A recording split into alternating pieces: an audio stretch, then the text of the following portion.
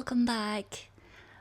我啱啱咧去完鏟雪啦，因為今日係加拿大第二日落雪啦。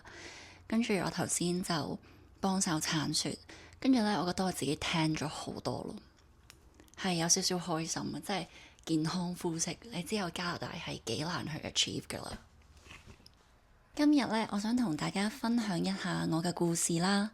我嚟咗加拿大1年半啦，跟住嚟咗溫哥華都1年啦。咁主要咧，我想分享一下當初點解我會選擇溫哥華呢個地方，嚟咗呢一度1年嘅時間啦，有啲乜嘢優點，有啲咩缺點，到底呢個地方適唔適合我呢？同埋我未來之後落嚟嘅路，我會點樣繼續行？咁我都想透過條片咧同大家分享嘅。都唔使點樣講啦，因為最近呢3-4年都有一個好大嘅移民潮。本身 plan 咗去多倫多嘅 George Brown 讀珠寶設計嘅，因為當初咧，如果我要嚟加拿大攞 PR 咧，其實我嗰條路咧就只可以讀書嘅啫。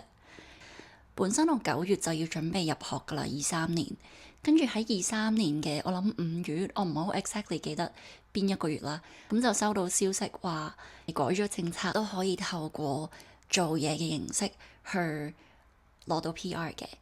咁當時我已經本身交晒學費啦，已經申請咗學生簽證。如果可以嚟加拿大做嘢嘅話呢，其實我都唔想去讀書咯，因為讀書又要嘥一筆好大嘅錢啦，同埋讀書係都要讀2年嘅時間嘅。咁透過經濟嘅考量呢，咁其實係做嘢會 make sense 好多咯。我係全部朋友呢都揀咗去多倫多。當初其實我自己都好掙扎嘅，即係最尾已經唔需要讀書啦嘛。咁其實唔需要讀書，我就可以揀好多唔同嘅地方啦。但係我當時呢就縮減咗去，淨係揀溫哥華同埋多倫多。咁我記得我都好似做咗好多 research，同埋我問咗師傅咯，即係算命嗰啲。咁最尾呢，最尾我揀溫哥華嘅原因呢，係因為我可以 transfer 過嚟，因為係工作嘅關係。因為我亦都聽講過揾工好唔容易啦，即係有啲朋友可能落到地之後都要嘥2-3個月或者更多嘅時間先可以揾到一份面 pay 嘅工。即係其實我都係衝住份工咯。咁揾錢緊要嘛，同埋儲鐘緊要。去到 Victoria 係一個人都唔識啦，跟住乜嘢都要自己重新開始，完全冇 connection。但係我嗰陣時又唔覺得好驚，我諗我有足夠喺外國生活嘅 experience，我都覺得幾神奇嘅呢件事。諗翻轉頭，因為我落機嗰晚呢係凌晨嘅，跟住條街真係一個人都冇啦。咁就自己租咗部車，跟住就去咗個 Airbnb，咁就開始咗我半年嘅生活啦。其實喺 Victoria 呢段時間，我覺得好好彩啦，遇到個好好嘅房東啦。咁佢係喺 Victoria 嗰度開日本餐館嘅，咁佢有陣時咧都會帶一啲 sushi roll 翻嚟俾我食啦。喺返工嘅地方遇到我第一個香港嘅朋友，佢就主動同我傾偈啦。因為其實我當初都有啲驚嘅，我就驚即係人喺異鄉會唔會 especially 我覺得亞洲人呢，好似係唔會太過去熱衷去識返自己人嘅感覺，或者可能我自己嘅心態係咁啦，即係我驚人哋會唔會覺得即係我嚟呢度就係想去 explore 一啲新嘅人或者事，但係係咯，我唔知啊。當時可能我嘅思想好狹窄啦。咁跟住呢，我就認識咗呢個朋友啦。咁到今日呢，我哋都繼續有聯絡嘅，因為佢都搬咗嚟溫哥華。發現我唔可以喺一個地方待太久，覺得始終喺一個島上面呢，好唔方便咯。即係你出入要搭船或者要搭飛機，你先可以去到其他地方。咁但係其實嗰個島呢，我而家諗翻轉頭，其實係好好嘅。我好 appreciate 我當初喺嗰度開始。始終溫哥華係大城市啦，同埋出入都比較方便啊。即係譬如你話去美國啊，或者去其他嘅城市啊，一程飛機或者一程車就可以到到。嚟到溫哥華之後啦，又遇到另外一個問題，另外一個難題啦，就係要揾工做啦。因為本身咧，其實我喺 Victoria 咧有一份 full time 嘅 retail 啦，跟住有一份 part time 嘅餐廳做 server 啦。呢兩份工當時嘅收入咧，其實都好好嘅，因為餐廳有 tips 啦，跟住我 full time retail 嗰度咧有 health benefit 啦，咁所以都算係幾安穩同埋無憂無慮嘅。但係當時嘅我咧就唔甘於現狀啦，就決定要去溫哥華啦。咁嚟到溫哥華嘅時候咧，本身我嗰份 retail full time 咧就可以俾我 transfer 出嚟溫哥華做 part time。咁 obviously 嚟到溫哥華做 part time，仲要做 retail，咁就支撐唔到我嘅生活啦。同埋另外一個好現實嘅位就係我要儲鐘啊嘛。咁如果 part time 其實我係冇辦法儲到鐘啦，一個禮拜30個鐘係冇辦法可以實現到啦。而家住喺family friends 屋企，就介紹咗我去做另外一份 part time，咁即係做銀行相關嘅行業嘅。我覺得當初嘅期望同我依家係有分別嘅，即係大家都覺得佢係一個退休城市，人口多咗好多啦。我諗呢幾年好似好多嘢都追唔上呢個城市嘅發展咯。覺得喺呢度生活其實某程度上係唔係我所想嘅外國嘅嗰一種感覺咯。嚟到加拿大咁耐，其實我都有遇到唔少 challenges 嘅，揾工啦，可能識朋友啦，同埋情感生活啦，條路自己揀嘅係咪先？咁又冇可能一切都係一帆風順咯。咁我覺得呢一啲嘅 challenges 對我嚟講，我都好慶幸佢發生喺我身上，因為其實我覺得我自己都係好好彩嘅一群啦。另外一個 challenge 咧，就係呢邊嘅生活指數好高。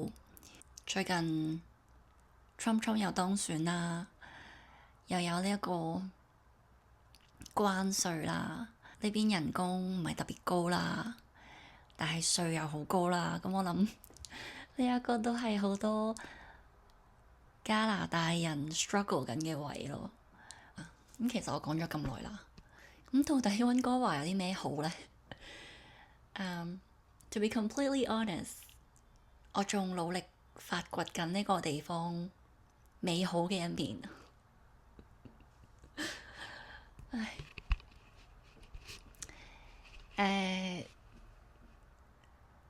溫哥華未帶到一啲十分正面嘅影響俾我。死啦！我咁樣講，但係唔係嘅。其實呢個地方咧係有好多美好嘅地方，即係譬如風景啊，譬如你中意山、中意水，其實如果你就咁望出去咧，一望就會望到個雪山咯。其實係好靚嘅樹啦，好多好多公園啊，好多 outdoor space 啦。如果你係中意行公園，可能食完飯一定側邊有個公園可以俾你行噶咯。仲有就係好方便啦。如果大家喺溫哥華冇車嘅話咧，其實呢個地方係真係好方便，即係 within SkyTrain distance 都一定可能會有啲 TNT 啊，或者 Walmart 啊。咁呢一啲嘢其實係溫哥華嘅一個優點嚟嘅，有好多唐人餐啦，好多喺可能80、90年代嗰個移民潮搬咗過嚟溫哥華，所以呢一度嘅飲食文化咧都係非常之成熟，同埋你可以揾到好多好食嘅餐廳。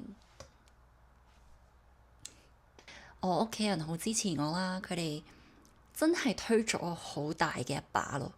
如果唔係當初我屋企人咁支持我咧，我應該會拖多1年先過嚟加拿大啦。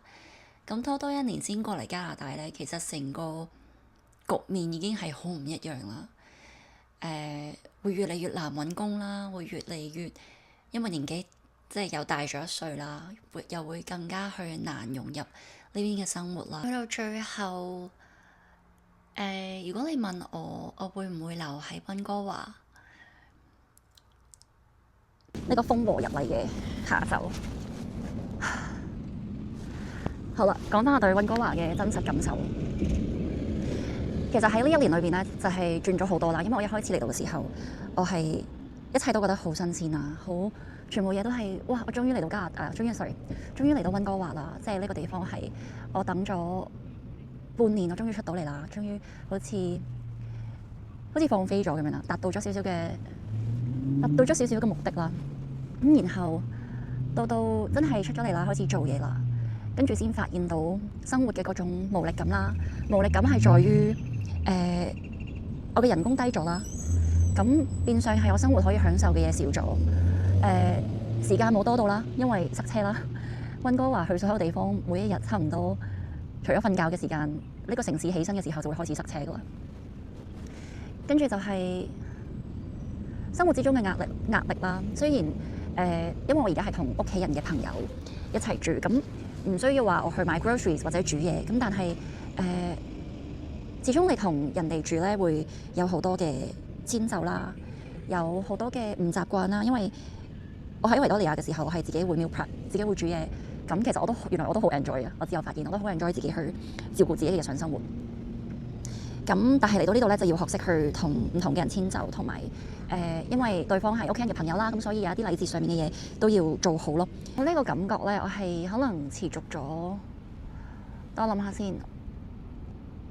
都大半年啦，我諗持續咗8個月，到我真係揾咗一份新工，即係我而家做緊呢份工嘅時候呢，我成個人先打開咗咯，豁然開朗，多啲嘗試去識新朋友啦，開始想喺呢一個城市建立一啲自己嘅屬於自己嘅一啲 connection 啦，同埋新工俾到我嘅成就感好大。咁呢一啲嘢都係喺3個月之前我冇感受到噶咯。咁我而家對溫哥華嘅睇法係，我從一開始嘅0啦，我哋當一開始係0先啦，跟住就冇增長過啦，去到可能2個月前轉咗份新工，跟住就開始有30至40% 嘅增長，即係中意呢個地方，開始感覺到呢個地方嘅熱度啦。咁我覺得對我嚟講已經係一個好大嘅 improvement 啦，因為一開始我係持續咗勁耐都覺得呢個城市係唔好啊，咁但係又講唔出有啲乜嘢唔好啊，咁但係其實原來係可能份工真係影響咗我好多。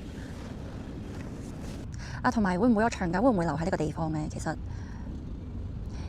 雖然我對溫哥華呢個地方係改觀咗，咁但係唔知咁講會唔會太死呢？咁但係 so far 啦，我哋講而家目前我嘅感覺啦，我覺得我係未必會睇到自己留喺呢個地方咯。即係我唔排除有變數啦。咁當然係我而家呢一個 moment 嘅感覺啦。咁點解呢？就係因為我覺得我同呢一個 city唔係好大嘅 connection 咯。我諗最主要可能都係因為冇自己一個 social 嘅圈子啦，同埋我真係好掛住香港咯。What I'm saying is I'm not gonna leave this city for Hong Kong. Like I think eventually I might go back to Hong Kong. 但係我會想去 explore 更加多其他嘅城市，例如係我會可能想去 Calgary， 或者我最近喺度諗，其實我好想去澳洲。我最近都揾咗一個住咗喺澳洲嘅 friend， 大家都傾過呢個問題。但係一切都太多變數咯，同埋而家喺經濟能力上面嚟講，目前最適當嘅就係 stay put。